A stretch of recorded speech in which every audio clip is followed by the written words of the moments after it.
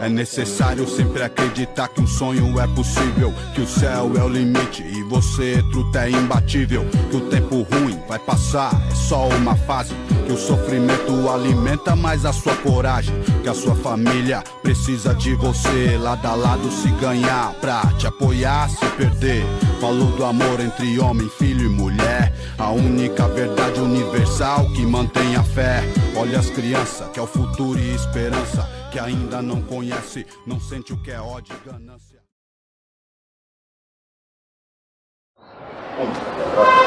Olá pessoal, bom dia, como vocês estão? Nós estamos aqui na escola Jardim Zaira 8, com o João Luiz Borgo, e com o Pablo, nosso conselheiro do Grêmio estudantil da diretoria de ensino de Mauá, e com os estudantes aqui da escola. Nós vamos falar hoje sobre 3 gerações, o papel transformador da educação na realidade social. 3 gerações. O que a gente pensa quando se fala em 3 gerações? Gerações são épocas, são tempos. O tempo ele vai passando e vai mudando, modificando. Mas para que a gente chegue na atualidade, alguns vieram antes. E esses que vieram antes, muitas vezes transformaram os que estão aqui hoje.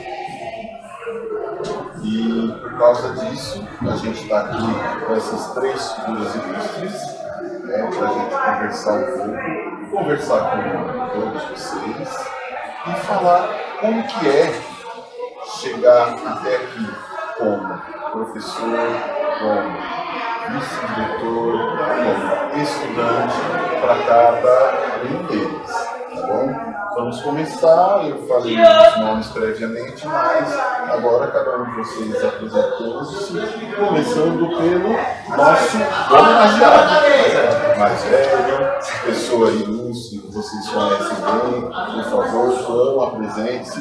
Bom dia. Um pouquinho da sua história. Bom dia a todos. Meu nome é João. Sou formado em Ciências Sociais pela Fundação Santo André. Me formei no ano de 2008. Comecei a dar aula no ano de 2009. Passei aí por algumas escolas aqui na cidade de Mauá. Dei aula no Marcelina, dei aula no Exilda. E estou aqui no Zaira 8 desde 2012. E aí nessa trajetória dentro da disciplina de Sociologia, foi me abrindo possibilidades, e aí fui coordenador aqui na escola e agora estou como vice-diretor. Tentando aí sempre colaborar aí com a escola, com os alunos, ajudar aí no desenvolvimento de todos, né? Para entender que a educação é uma ferramenta transformadora. Lá no ano de 2009, 2010 na verdade, eu trabalhar no Exilda, dei aula aqui com o meu amigo Danilo, e assim, foi uma surpresa grande para mim, né? O Danilo ele era um aluno bem tímido, um ótimo aluno, mas não se comunicava muito, ficava ali na dele. E aí depois de acho que uns 2, 3 anos, ou mais até, eu recebo uma mensagem dele falando que estava fazendo um TCC. Eu falei, mas TCC do que você está fazendo? Estou estudando Sociologia. Eu falei, não acredito nisso. Você fez isso, né? Não acredito. E aí, a partir de então, a gente começou a ter mais contato, a estar sempre ali, vendo ali um pouco da experiência do outro, o que ele estava estudando. Aí vi que ele já estava dando aula, depois eu vi que ele estava como coordenador numa escola gigante aqui na Leste, um desafio muito grande. E de repente ele estava trabalhando aqui na diretoria de ensino de Mauá, e aí o coraçãozinho aqui do velho não aguenta, né? Porque a gente vê um aluno nosso chegar tão longe assim, né? É uma coisa muito gratificante. E não só o Danilo, né? Mas muitos outros alunos também que passaram pela escola, a gente vê a trajetória desses alunos. E a gente se surpreende muito, porque a capacidade que os alunos têm é uma coisa assim impressionante. Então, muitas vezes o aluno está meio desacreditado, está meio triste ali, não sabe muito bem o que quer, o que vai fazer. Passa 2, 3 anos ali, 4 anos sem encontrar esse aluno, a pessoa está super bem, está trabalhando numa área que ela gostaria, ou se descobriu depois ali em uma outra área. Então é assim, a educação ela transforma, vocês podem acreditar nisso, podem confiar nisso, podem confiar na escola, não só na nossa, mas em todas as escolas. E todo mundo que está dentro de uma escola tem assim, um desejo muito grande de ver os alunos estarem cada vez mais numa posição melhor. Então acreditem na educação, acreditem nos professores, confiem nas pessoas dentro da escola, porque todo mundo que está aqui quer o bem de vocês. Eu hoje, né, na época eu estava na sala de aula, nem tanto, mas hoje assim, os alunos me olham com a cara assim, lá vem da bronca na gente. Mas é um pouco ali da nossa função atual, né? Mas toda a bronca que a gente dá no aluno é pro bem dele no final das contas. Acho que eu acabei falando um pouquinho demais. Mas a ideia é essa, né? É isso. Vou passar pro Danilo se apresentar aqui. Gente, bom dia. Sou o Danilo, eu sou professor de Sociologia e de História. O João já contou algumas coisas com vocês. Eu sou professor desde os 19 anos. Eu não tinha me formado ainda quando eu comecei a dar aula. Eu sou titular de cargo de escola lá na Zona Leste, fica ali na região da Guilhermina Esperança, não sei se vocês conhecem. Estou na educação aí desde os 19, já trabalhei com outras coisas, né, telemarketing, fast food, trabalho informal na rua de casa, essas coisas todas. Eu fui aluno do Exilda, a escola aqui do lado, que vocês conhecem. Estudei minha vida inteira lá, eu nunca estudei em nenhuma outra escola. Na época que eu estudava lá, o Exilda oferecia os anos iniciais, os anos finais e o ensino médio. Eu me lembro que a minha turma de ensino médio foi a turma que encerrou o ensino médio do Exilda. Quando a gente saiu, quando a minha turma se formou, o Exilda encerrou o ensino médio, acho que depois logo encerrou os anos finais que o pessoal veio para cá. Eu fui aluno do João em 2009 e 2010 e 2011, no segundo e no terceiro ano do ensino médio. E é muito do que o João falou. Eu sou morador aqui do Zaira, moro aqui no Zaira há 30 anos, nunca saí daqui, provavelmente vou demorar um pouco ainda para sair. Conheço, né, a região aqui e tal. E assim, de maneira geral, o João pontuou bem. Quando eu estava no ensino médio, nos anos finais ali e tal, era um aluno meio retraído, meio quietão ali, não tinha tanta amizade, era mais um grupinho ali mais restrito e tudo, não era muito da bagunça ali, era mais no estilo nerd, assim, né? Então era mais ali pra, né, fazer o que tinha que fazer. Só que tinha uma questão muito importante que eu acho que me pegava ali, e talvez vocês escutem alguma coisa aqui que acabe também coincidindo com alguma das coisas que vocês sentem. Eu me sentia naquela época desacreditado por mim mesmo. Nem eu acreditava que eu podia fazer faculdade, ser professor, ser qualquer outra coisa para além da minha condição ali naquele momento. Então, é uma situação muito grande para além de ter uma vulnerabilidade social do bairro, hoje o Zaira, não que o Zaira seja um bairro de elite, um bairro rico, um bairro de periferia, é uma quebrada, sempre foi, sempre vai ser, mas acho que há 15 anos atrás era uma situação um pouco mais vulnerável do que é hoje. Então a gente não via muita perspectiva, a gente não conseguia olhar para uma coisa mais longe, ter um olhar mais distante e tudo mais. E aí, sendo bem direto, foram as aulas do João que me fizeram falar, não, pera, tem alguma coisa errada aqui, né? Por que outra pessoa pode ter acesso a determinadas coisas e eu não posso? Por que a rua da minha casa tem enchente e a rua do outro não tem? Por que na frente da minha casa tem uma favela e na frente da casa do outro não tem? Então, através das aulas do João, eu comecei a questionar algumas situações cotidianas que eu naturalizava. A gente não pode naturalizar situações de exclusão, principalmente. Se a gente vive hoje uma situação de desigualdade social, é porque nós somos colocados nessa situação. E foi basicamente as aulas não só do João, que tive outros ótimos professores também, mas eu sempre gosto de pontuar o João como principal fator dessa virada de chave da minha trajetória, porque o João ele fez o básico. deu aula. E acabei de descobrir que ele tinha acabado de se formar, inclusive. Essa parte eu não sabia. O João deu aula, ele não inventou nada para além disso. Só que eu acho que o João fez uma coisa diferente, que aí muitos professores, eu vou ter que falar, né, que muitos professores não faziam, que o João acreditava na gente. Ele olhava pra gente que estava na sala de aula e ele acreditava. Então ele dava a aula dele não só por, olha, tenho que fazer meu trabalho aqui, boa e tchau. Realmente você via que na profissão dele ali, ele depositava esperança no que ele estava fazendo.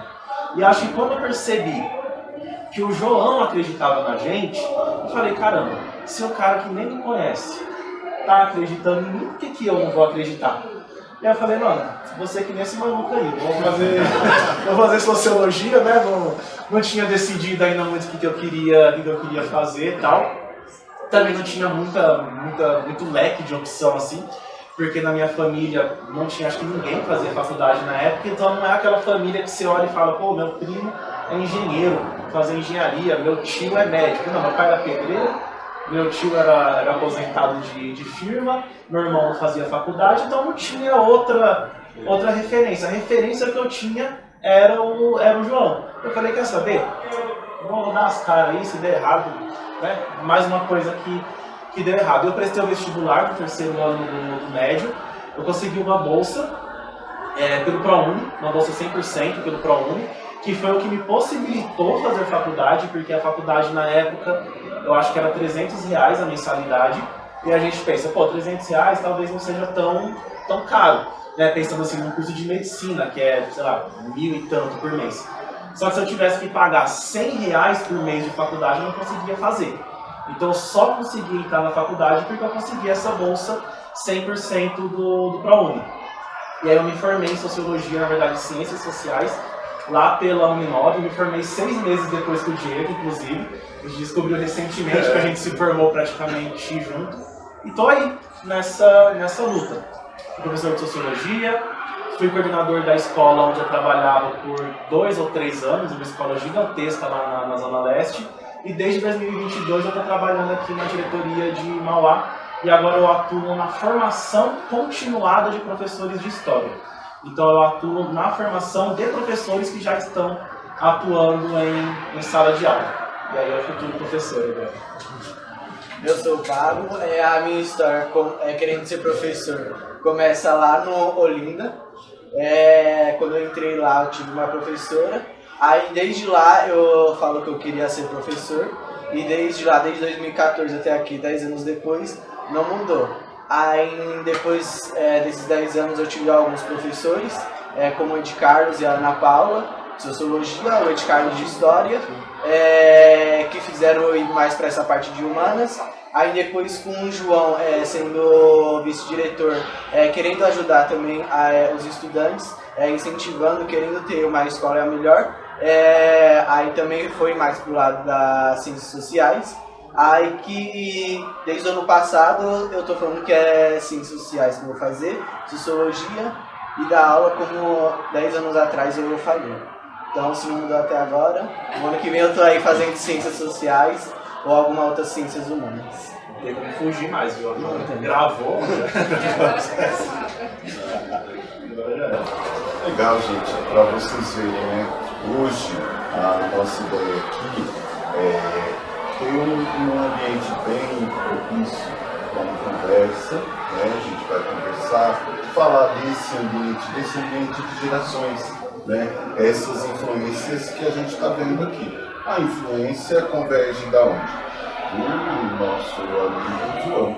Ele aqui apresentou características que incentivou esse nosso garoto e esse nosso ex-garoto a seguirem, quase ex-garoto, a seguirem nessa parte da sociologia. A sociologia é um campo interessante, ela aborda vários aspectos. Então, rapidamente, qual a característica do nosso homenageado, do João, que fez com que você quisesse, vou perguntar para você primeiro, ordem de idade, ordem de cabelo branco. Ele tirou o dia para isso.